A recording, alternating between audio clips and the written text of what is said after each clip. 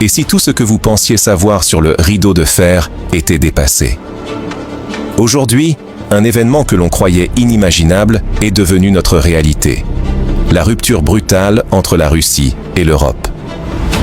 Ce n'est plus un simple conflit politique ou un différend passager. C'est un séisme systémique qui bouleverse la diplomatie, l'économie, l'énergie, les transports et même la culture.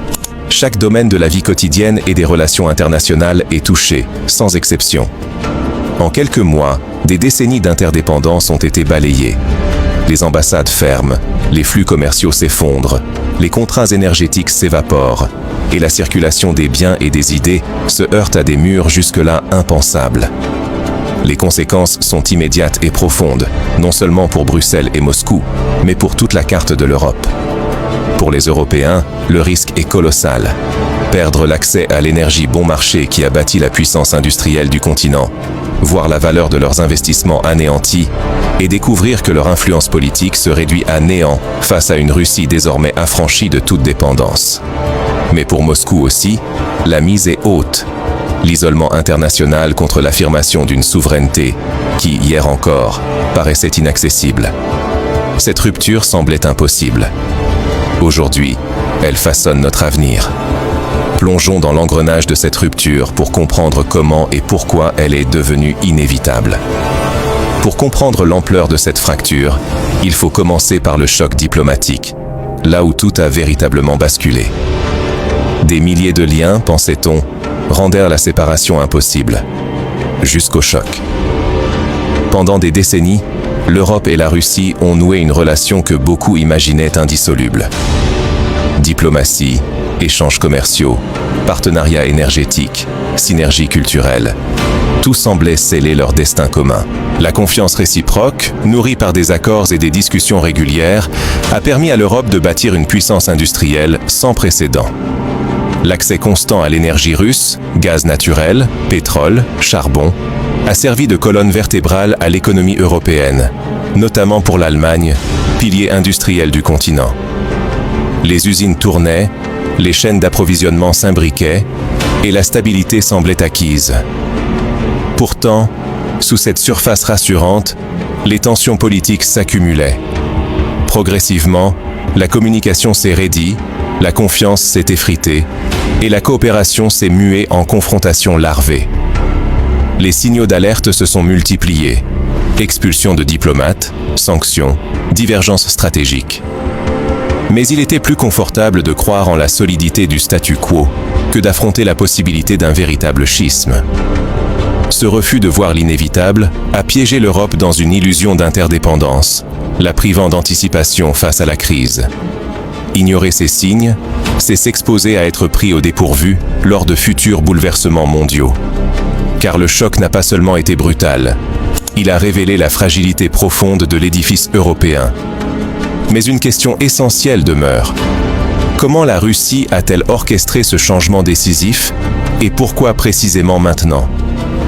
Ce n'est pas un simple malentendu.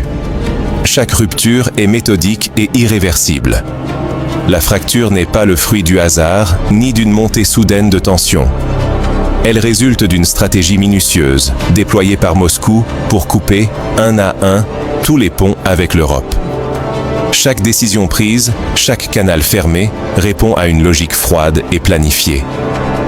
Première étape, la diplomatie. Les diplomates européens sont expulsés, les ambassades réduites à leur plus simple expression. Les canaux officiels sont fermés, le dialogue direct s'effondre. Privée de ses relais, l'Europe perd un précieux levier d'influence et un accès rapide à l'information. Désormais, chaque échange passe par des intermédiaires incertains, ralentissant toute tentative de négociation. Sur le plan économique, c'est une véritable tempête. Les échanges commerciaux se contractent brutalement. Des centaines de contrats annulés, des licences retirées, des années d'investissement rayées d'un trait de plume. Les chaînes d'approvisionnement s'arrêtent net, forçant les industries européennes à chercher, dans l'urgence, de nouveaux fournisseurs, souvent plus chers et moins fiables. Mais le choc le plus puissant vient de l'énergie. Blocage total. Plus une goutte de pétrole, plus un mètre cube de gaz acheminé vers l'Europe. Le continent, qui s'était habitué à cette sécurité énergétique, n'était absolument pas préparé. Les fabricants allemands, les raffineries françaises, les aciéries italiennes, tous voient leurs coûts exploser et leurs marges s'effondrer. Les gouvernements tentent de rassurer, mais l'hiver approche et la réalité est brutale. Puis arrive le verrou logistique. Les couloirs ferroviaires sont fermés. Le ciel russe devient inaccessible aux avions européens. Les itinéraires de fret s'allongent. Les délais de livraison doublent. Les coûts bondissent. L'Europe, qui jouait autrefois le rôle de trait d'union entre l'Est et l'Ouest, se retrouve isolée et désavantagée. Le coup de grâce, la confiscation pure et simple des actifs occidentaux. Des dizaines de milliards d'euros investis dans des usines, des banques, des chaînes de distribution passent sous contrôle russe. Pour les entreprises européennes, c'est une double peine. Perte financière colossale et réputation ternie auprès des investisseurs mondiaux. À travers cet acte, la Russie envoie un signal clair. Plus aucune dépendance n'est tolérée, la souveraineté passe avant tout. Derrière cette série de ruptures se cache une logique cohérente. Minimiser les dépendances stratégiques, anticiper l'effet des sanctions, reprendre l'initiative. En fermant les portes elle-même, la Russie choisit son isolement, mais en ses propres termes, espérant transformer un pari risqué en avantage à long terme. Pour l'Europe, le risque est immense. Perte de compétitivité structurelle, affaiblissement politique, crise de confiance auprès des partenaires internationaux. Pour la Russie, c'est le défi du repli et de la réorganisation économique, dans un contexte d'hostilité grandissante. La rupture n'est donc pas simplement économique ou politique. C'est toute une architecture de relations qui vole en éclats, forçant chaque acteur à repenser ses alliances et ses priorités pour les décennies à venir. Mais cette recomposition brutale ne fait qu'ouvrir une nouvelle ère d'incertitude. Dans la suite, nous verrons comment l'Europe tente de sortir du piège logistique et pourquoi la Russie croit pouvoir réécrire les règles du jeu mondial. L'Europe est face à l'inédit. Ses anciens leviers d'influence ne fonctionnent plus et le terrain semble se dérober sous ses pieds. Privée de ses sources d'approvisionnement traditionnelles, l'Europe doit repenser en urgence l'ensemble de sa stratégie énergétique et industrielle. Cela implique d'investir massivement dans de nouvelles infrastructures, de diversifier ses partenaires, tout en acceptant une hausse durable des coûts, que ce soit pour l'énergie, les matières premières ou la logistique. Le piège logistique, désormais évident, expose l'industrie européenne à une imprévisibilité qui rend toute planification risquée. Usines à l'arrêt, chaînes d'approvisionnement fragmentées, impossibilité de garantir la stabilité, ralentissement de la croissance et surtout, une dépendance accrue à de nouveaux partenaires dont la fiabilité reste à prouver. Un choc supplémentaire réside dans la confiscation des actifs occidentaux en Russie. Ce précédent met en garde les investisseurs du monde entier. Aucun capital n'est à l'abri d'une décision politique soudaine. Pour l'Europe, cela signifie une perte d'influence économique directe et un effondrement de la confiance, bien au-delà des frontières russes. Sur le plan culturel et informationnel, la Russie opère un repli assumé, érigeant des barrières narratives et identitaires. Elle renforce sa souveraineté culturelle et impose ses propres références à sa société, tout en excluant le modèle européen de son espace public. L'Europe, de son côté, découvre que son soft power ne produit plus les effets escomptés. Ce déclin d'influence ne concerne pas seulement l'économie. Il affecte aussi la crédibilité politique de l'Union européenne et l'attractivité de son modèle sociétal. Désormais, l'Europe se voit contestée sur les terrains mêmes où elle pensait rester incontournable.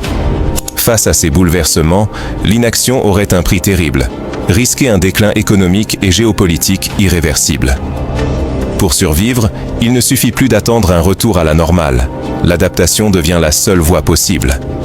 Mais ce contexte de crise recèle-t-il encore des options de sortie ou des leçons à tirer pour les différents acteurs?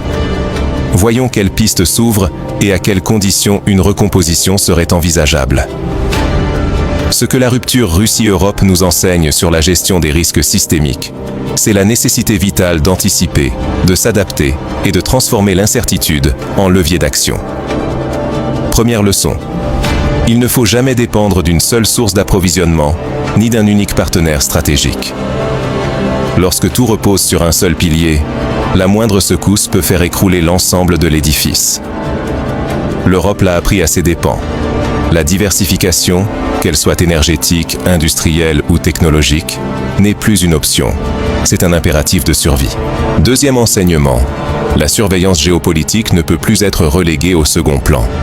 Suivre en temps réel les signaux faibles, comprendre les tendances globales, anticiper les ruptures majeures, tout cela permet d'éviter de subir de plein fouet le prochain choc. Les crises ne préviennent jamais, mais elles laissent toujours des indices pour qui sait les lire. Troisième point clé, réinventer la compétitivité industrielle, c'est innover et accélérer la transition énergétique. Face à la perte d'accès aux ressources russes, miser sur les énergies renouvelables, l'efficacité énergétique et les technologies de pointe devient le nouveau terrain de jeu. Ceux qui saisiront cette opportunité peuvent transformer le handicap initial en avantage concurrentiel durable. En période de crise prolongée, il faut aussi redéfinir ses priorités stratégiques. Cela demande des arbitrages clairs, préserver les secteurs essentiels, soutenir les innovations de rupture, renforcer la résilience des chaînes d'approvisionnement. Ce sont ces choix qui déterminent si une économie vacille ou rebondit. Dans ce contexte, chaque citoyen a un rôle à jouer. Développer son esprit critique, interroger les discours officiels, comprendre les véritables enjeux derrière les décisions politiques devient essentiel. Refuser la passivité, c'est s'armer pour ne pas être simplement spectateur des bouleversements, mais en devenir acteur. Car rester passif, c'est se condamner à subir les conséquences des crises futures. Agir, même à petite échelle, c'est déjà transformer l'incertitude en opportunité et participer au renouveau collectif. Alors, la question de fond demeure, quelle voie choisir maintenant ? Dans la prochaine partie, penchons-nous sur les mécanismes concrets du piège économique et logistique qui s'est refermé sur l'Europe et sur la manière dont la Russie tente de remodeler son pouvoir à partir de cette nouvelle donne. À vous de juger, faut-il craindre l'irréversible ou préparer l'après ?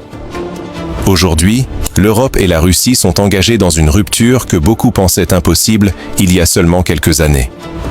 Ce basculement redéfinit non seulement les frontières politiques et économiques, mais aussi notre manière de penser la place de chaque acteur sur l'échiquier mondial. Refuser de voir la portée de ce tournant, c'est renoncer à toute influence sur les choix à venir. Car la Russie, en orchestrant cette séparation sur plusieurs fronts, n'a pas seulement coupé des liens, elle impose un nouveau tempo, forçant l'Europe à se réinventer sans ses relais habituels. Le statu quo est brisé. Les décisions qui se prennent aujourd'hui auront un impact pour des décennies. Laisser passer le moment, c'est risquer d'être spectateur du changement au lieu d'en être acteur, et d'accepter une vulnérabilité qui pourrait s'installer durablement. L'heure n'est donc plus au constat, mais à la réflexion. Faut-il tenter de retisser le lien ou accepter, voire anticiper, cette nouvelle donne eurasiatique ? Comment transformer cette crise en opportunité, sans se perdre dans la nostalgie du passé ? Le débat vous appartient désormais. Vos choix, vos analyses, vos voix comptent plus que jamais dans cette phase de bascule.